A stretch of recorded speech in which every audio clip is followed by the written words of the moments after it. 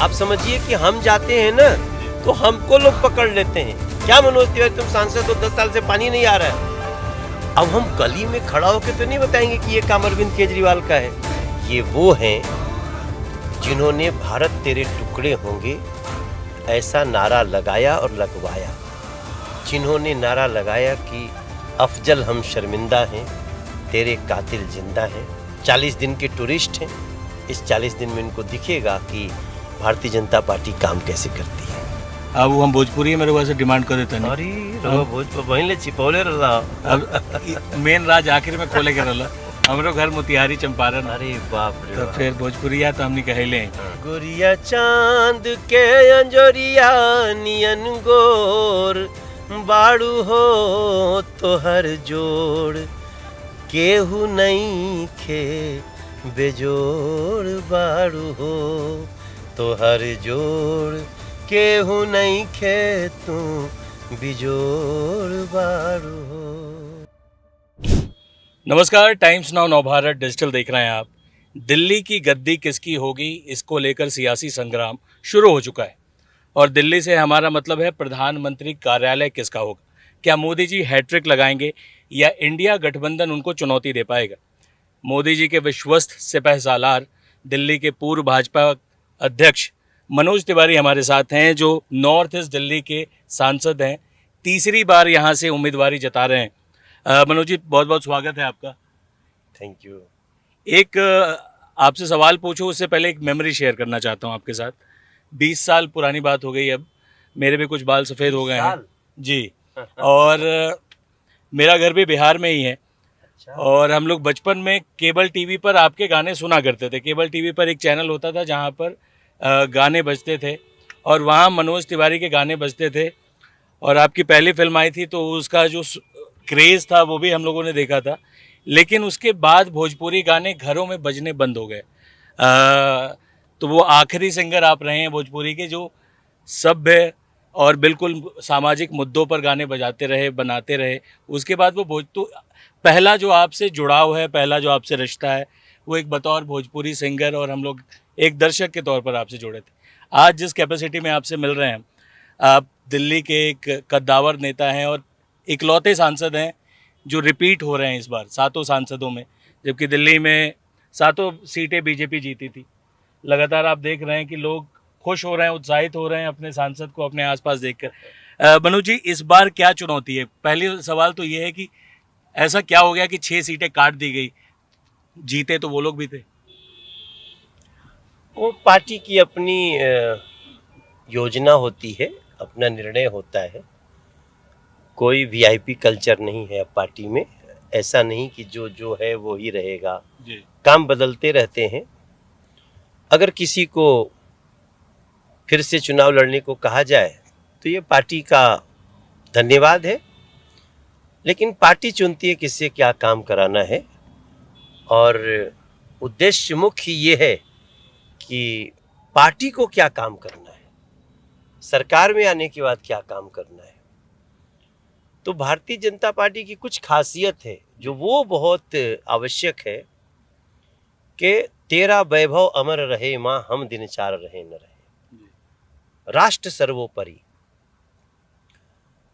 अब उसकी बात आता है कि जो कहना है वो करना है, फेक प्रोमिसेस नहीं करनी है। और कहने के पहले ये भी प्लान करना है कि ये कार्य कैसे कर पाएंगे जिससे देश की सुदृढ़ता बनी रहे, जो देश का गति है वो बना रहे, और न सिर्फ बना रहे बल्कि और तेजी से बढ़े जी। तो इसमें तो बीजेपी का कोई जोड़ नहीं है। वो कार्य हम लोग कर रहे हैं। कोई संगठन में है, कोई सत्ता में, मतलब जो सरकार में आकर के काम करता है। हर कोई अपनी ड्यूटी को निभा रहा है, कोई इफ बट नहीं। अभी मनोज तिवारी को कहा जाएगा तुमको ये नहीं वो काम करना है, ओके रेडी जी। एक अनुशासित कैडर वाली पार्टी है बीजेपी। जिस सीट से आप चुनाव लड़ रहे हैं, पिछले 2 बार के आप सांसद हैं, कुल जमा 3 बार वहाँ चुनाव हुए हैं नई सीट बनने के बाद से। पहली बार कांग्रेस के जेपी अग्रवाल जीते थे, उसके बाद 2014, 2019 दोनों बार आप भारी मतों से जीते हैं। इस बार आखिरी मौके पर कन्हैया कुमार को प्रत्याशी घोषित किया है कांग्रेस ने। आम आदमी पार्टी और कांग्रेस साथ में लड़ रही है। तो दो सवाल हो गए।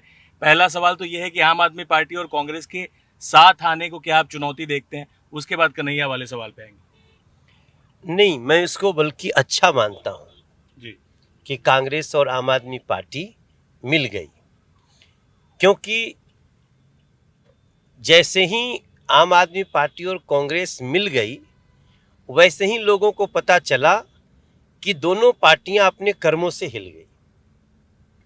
इनको अपने पे विश्वास नहीं रहा। तो ये क्यों नहीं रहा?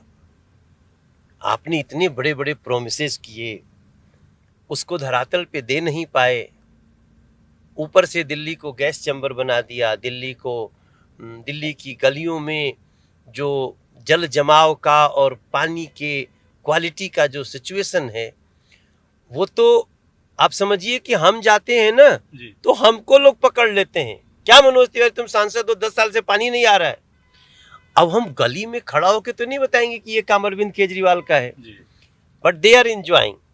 वो लोग ऐसा एंजॉय कर रहे हैं कि शायद इससे ये फंसेंगे। मगर दिल्ली की जनता समझदार है, उसको पता है कि केंद्र का काम क्या है और राज्य का काम का क्या है। आज दिल्ली में क्लियरिटी है, थोड़ा बहुत सेक्शन में जी जो लग रहा है कि थोड़ा कंफ्यूजन है, उसको हम दूर कर रहे हैं। और नरेंद्र मोदी जी के प्रति अद्भुत विश्वास जो बना है लोगों का, उसके आधार पे हम आगे बढ़ रहे हैं। जी कन्हैया कुमार से रिलेटेड सवाल था। आखिरी मौके पे कन्हैया कुमार की उम्मीदवारी घोषित की गई है। कन्हैया कुमार अच्छे या बुरी वजहों से लेकिन प्रचलित चेहरा है, टीवी में लगातार आते रहते हैं, उनके भाषण जो है वो वायरल होते हैं। उस लिहाज से दो बिहारियों की टक्कर दिखाई जा रही है दिल्ली में, नॉर्थ ईस्ट दिल्ली सीट से। इसको आप कैसे देख रहे हैं? देखिए, दिल्ली के गली गली में लोगों में पता है कि ये वो व्यक्ति हैं जिन्होंने हमारी भारतीय सेना को बलात्कारी कहा है। ये वो हैं जिन्होंने भारत तेरे टुकड़े होंगे ऐसा नारा लगाया और लगवाया। ये वो व्यक्ति हैं जिन्होंने नारा लगाया कि अफजल हम शर्मिंदा हैं, तेरे कातिल जिंदा हैं।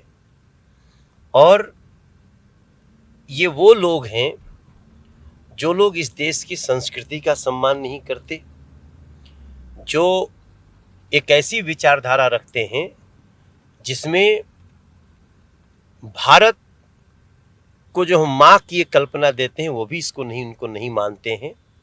और ऐसे लोगों को मुझे लगता है पहले भी अपनी किस्मत आजमा चुके हैं जी बेगूसराय में। अब यहाँ आए हैं तो एक 40 दिन के टूरिस्ट हैं। इस 40 दिन में इनको दिखेगा कि भारतीय जनता पार्टी काम कैसे करती है। तो आपका कहना है कि एक पर्यटक के तौर पर वो आएंगे, चुनाव कैंपेन और ट्रायल का हिस्सा बनेंगे। हालांकि जो कन्हैया पर आरोप लगते हैं वो उन आरोपों से इनकार करते हैं, जबकि ये मामला अभी जांच भी इसकी चल रही है, कोर्ट में भी है, सब जुडिस भी है। आपके कुछ समर्थकों से मैं बात कर रहा था, उनका ये कहना था कि कन्हैया की उम्मीदवारी घोषित करने से आपको उसका फ़ायदा हो गया है। अगर कोई पुराने कांग्रेसी नेता होते तो शायद वो ज़्यादा चुनौती दे पाते। कन्हैया के आने से मामला आपकी तरफ एक तरफा हो जाएगा। क्या आपको ऐसा लग रहा है? देखिए, हम कभी भी चुनाव को एक तरफा नहीं मानते हैं। जी हम मानते हैं कि लोकतंत्र में हमें हर चीज़ को बहुत गंभीरता से लेना चाहिए, लोगों को समझाना चाहिए। सबसे बड़ी एक जो प्रॉब्लम है दिल्ली में ना, कि दिल्ली की राज्य सरकार ने अपना काम नहीं किया है। जी वो भी सांसदों से पूछा जाता है। पब्लिक की बाइफरफेक्ट नहीं कर पा रही। नहीं कर पाती है, क्योंकि भाई पब्लिक अपनी रोजी रोटी काम में लगी हुई है। जी एक तो ऐसे ही दिल्ली में इतना पोल्यूशन है कि चिड़चिड़ा हो रही है। तो ऐसे परिस्थिति में हम इसको आसान नहीं ले सकते और हम सबको समझा रहे हैं। हाँ, जैसे ही लोगों को समझ में आएगा तब पता चलेगा कि दिल्ली के साथ कितना बड़ा धोखा किया आम आदमी पार्टी ने जी और उसके पहले दिल्ली को कितना लूटा कांग्रेस ने। और अब दोनों मिल करके दिल्ली की जनता को आंख में धूल झोंकने का काम कर रहे हैं। अब शायद वो बहुत बुरी तरह पिटेंगे इस चुनाव में। नॉर्थ ईस्ट दिल्ली आपका संसदीय क्षेत्र है। तीसरी बार आप उसका प्रतिनिधित्व करने जा रहे हैं, दावेदारी कर रहे हैं आप। कुछ वो 5 काम जो आप बताना चाहेंगे जनता को, जो नॉर्थ ईस्ट दिल्ली में आपने, आपके टॉप 5 काम है जो आप लोगों को अपने चुनाव में पेश कर रहे हैं, प्रचार के दौरान आप लोगों को बता रहे हैं। हम आपको 5 काम बताते हैं, 5 केंद्र सरकार के काम और 5 हमारे क्षेत्र के काम। देखिए, हमने कहा था कि हम 370 हटाएंगे जम्मू कश्मीर से, हटा दिया। जम्मू कश्मीर को एक विकास के रास्ते पे दौड़ा दिया। हमने कहा था हम जब आएंगे तो मुस्लिम बहनों के ऊपर से अन्याय का 3 तलाक का जो अमानवीय कानून है उसको हटाएंगे। हमने उसको हटा दिया। हमने कहा था हम इस देश में नेशनल हाईवे की जाल बिछाएंगे। हमने नेशनल हाईवे से ऐसा युक्त किया कि अगर यहाँ से किसी को बिठा के जयपुर भेज दीजिए बाय रोड तो बड़ा कट्टर कांग्रेसी भी भाजपा का जो इंसान हो जाएगा। हमारे देश, हमने एक लोगों से कहा था कि रामलला हम आएंगे, मंदिर वहीं बनाएंगे। हमने भगवान राम का भव्य मंदिर बना दिया। हमने कहा था कि हम गरीबों के दरवाजे तक उनको खुशियां देंगे। उसके आयुष्मान योजना से लेकर के और उज्ज्वला गैस योजना से लेकर लोगों को बैंकों से जोड़ने के, बेघर को घर से, हमने उसको बड़े स्तर पे पूरा किया।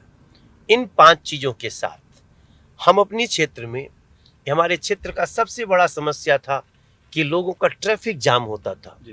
हमने आज करीब 5,000 करोड़ की लागत से, नरेंद्र मोदी जी के आशीर्वाद से, नितिन गडकरी जी के योजना से, हमने एलिवेटेड रोड बनाया, देश का लॉन्गेस्ट, जिसमें हमारा शास्त्री पार्क का जाम खत्म, पुस्ता 1, 2, 3, 4, 5 जाम खत्म, खजूरी का जाम खत्म और इसके अलग करावल नगर का जाम खत्म। एक इतना बड़ा काम है जो हमारे देश के लोगों को, वो सोचे, हमारे लोकसभा के लोगों को सोचे भी नहीं थे।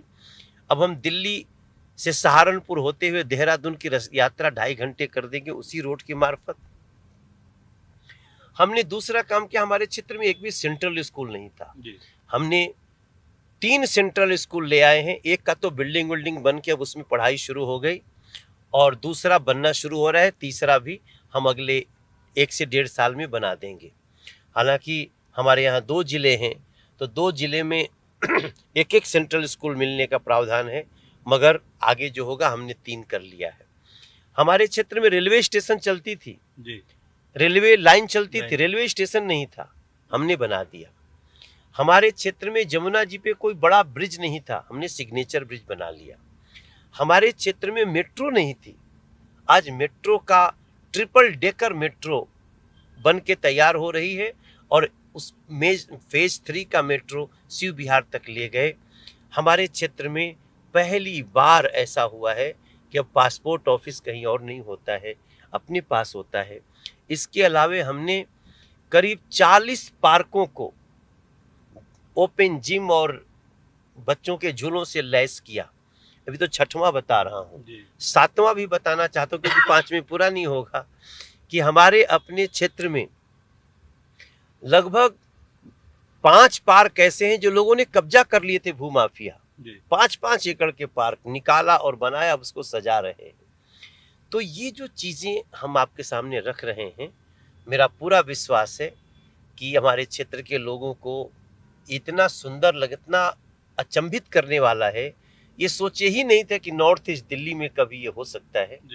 और इसके अलावा भी कहेंगे तो मैं पूरी पुस्तिका दे दूंगा। नहीं, मैं 5 वाला मामला था। हालांकि मनोज जी ने अपने लोकसभा के काम गिनाने में जो है 2 रन मार्जिन भी ले लिया है, तो 2 नो बॉल को इन्होंने फ्री हिट मारा है। पुराने क्रिकेटर भी रहे हैं। अगर जो चुनावी सरगर्मी तो है, मैं ये जानना चाह रहा हूँ कि आप स्टार कैंपेनर भी हैं बीजेपी के। आपका अपने इलाके के अलावा देश भर में अलग अलग जगह आप चुनाव प्रचार में भी जा रहे हैं। मैं होके आ गया, अभी असम गया था जी, तो 2 दिन असम लगाया, 1 दिन महाराष्ट्र में लगाया, 1 दिन कल में पूरा टाइम गढ़वाल में था। ऋषिकेश से आपकी वीडियो? हाँ जी, आपने देखा होगा। तो वहाँ तो गंगा जी की रामनवमी थी तो वीडियो बनाया, लेकिन कल जितना वो वीडियो वायरल हुआ है, मुझे लगता है वो हर जगह जाऊँगा तो कुछ न कुछ संस्कृति का वीडियो बनाऊँगा। तो वो काम करते हुए अपना काम कर रहा हूँ। आज थोड़ा सा लीज रखा हूँ, क्योंकि कई हमारे कार्यकर्ताओं के घर में शादी है, किसी के शॉप का उद्घाटन है, तो उसके लिए आज रखा हुआ हूँ, और शाम को हमारा फंक्शन है। अ, पहली बार आप दिल्ली कब आए थे? सबसे पहली बार जब 1985 में, 1985 में मैं नेशनल कैडेट कोर एनसीसी के तरफ से जी बिहार कंटिजेंट से जूनियर डिवीजन में रिपब्लिक डे परेड में आया था। 1985 1985 में। 1985 में तब आपकी उम्र रही होगी, आप स्कूल में थे? हाँ, 14-15 साल। 14-15 साल। तब कभी आपने सोचा था कि इसी दिल्ली में मैं 2 बार सांसद बनूंगा, तीसरी बार के ना, लिए? जहाँ पे खड़ा होके फोटो खिंचवाया हूँ ना, जी। हर साल वही उद्घाटन करता हूँ रामलीला का। जब आप कलाकार बने उस दौरान भी हमने सुना कि टी सीरीज वगैरह के लिए रिकॉर्डिंग आप लोग दिल्ली में करते थे। हाँ, दैट स्टार्टेड लेटर, मतलब वो बात है उसकी ठीक 10 साल बाद, 10 साल बाद 95। बीच में बीएचयू वाला पूरा दौर गुजरा। हाँ, बीच में, क्योंकि वो तो हाई स्कूल में था ना, जी। तो उसके बाद में आ गया बनारस, जी। उसी रिपब्लिक डे परेड करने के बाद, और फिर बनारस में हमने इंटरमीडिएट किया फिजिक्स मैथ केमिस्ट्री से। जी। फिर मैं 1 साल असम में भी पढ़ा। अच्छा। आज किसी को पता नहीं है।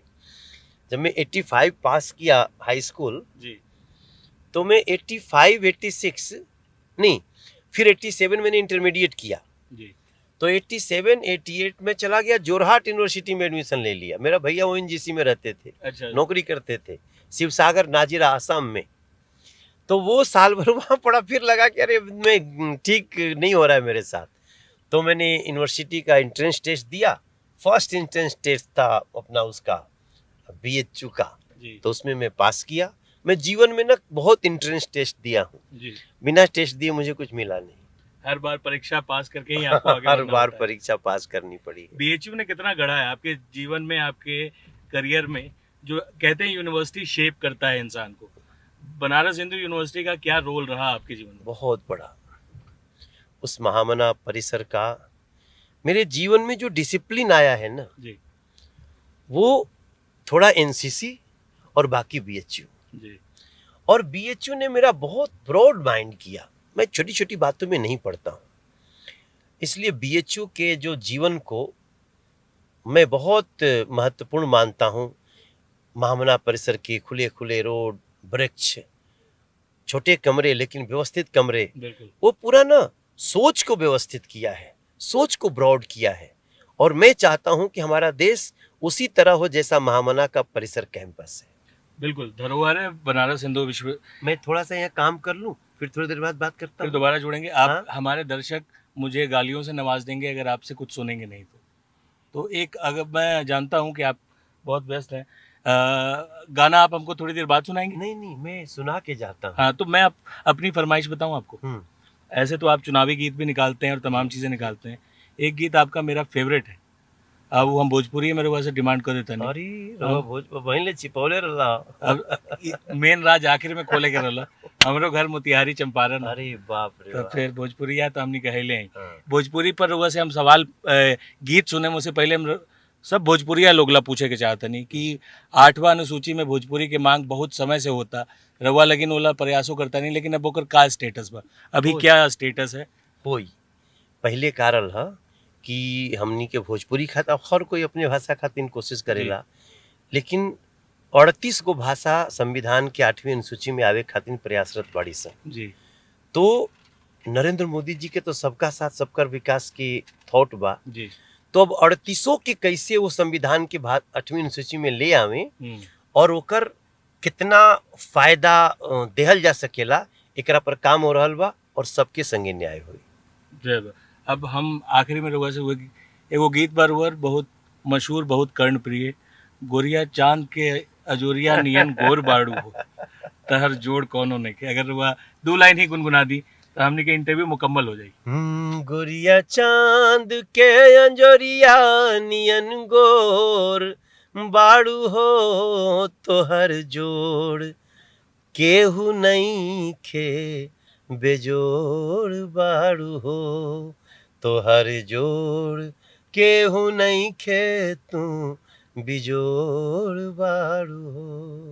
हाँ, इससे मधुर समापन नहीं हो सकता था। बहुत बहुत शुक्रिया मनोज जी। तो ये थे हमारे साथ मनोज तिवारी, नॉर्थ ईस्ट दिल्ली के सांसद, 2 बार के सांसद हैं, तीसरी बार चुनावी मैदान में हैं, चुनाव प्रचार में हैं, लगातार लोगों से जनसंपर्क कर रहे हैं। हम इलाके में भी चलेंगे, नॉर्थ ईस्ट दिल्ली के इलाके में भी चलेंगे और वहाँ जो इनके वोटर हैं उनसे भी जानने की कोशिश करेंगे कि वो अपने सांसद के बारे में क्या सोचते हैं।